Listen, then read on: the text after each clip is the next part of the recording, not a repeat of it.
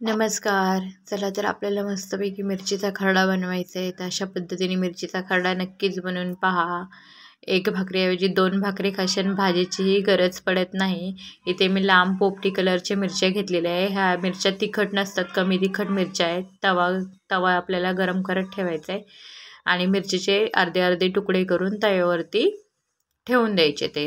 आणि आपल्याला हे सर्व मिरच्या अशाच पद्धतीने तोडून ठेवायचे ते आणि शिजून घ्यायचे ते. तिथे मी 15 ते 20 लसणाच्या पाकळ्या पण घेतलेल्या आहेत सोलून.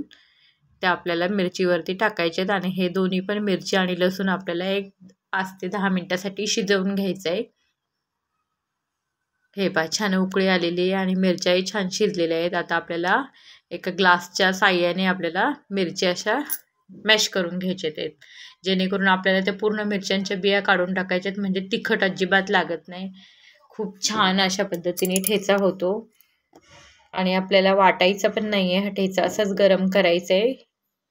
हे पहा, अशा पद्धतीने पाणी टाकून आपल्याला त्या मिरच्या पूर्ण बिया काढून घ्यायच्यात आणि परत मिरच्या थोडेसे मॅश करायचे ते खरडून घ्यायचे ते. तिथे परत आपल्याला तवा गॅसवरती ठेवायचा आहे. पूर्ण पाणी सुकवून घ्यायचं आहे मिरचीतलं, म्हणजे आपला खरडा जास्तीत जास्त दिवस टिकेल. एक 8 ते 10 दिवस सहज हा खरडा टिकतो. वास वगैरे येत नाही आणि खरड्याला मिरचीला पाणीही सुटत नाही.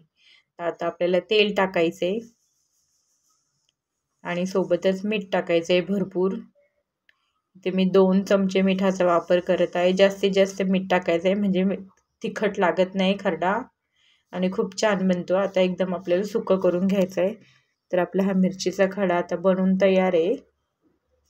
खूप छान भाकरी बरोबर लागतो मस्त. कशी वाटली माझी खरड्याची रेसिपी? चला तर सबस्क्राईब करा मग.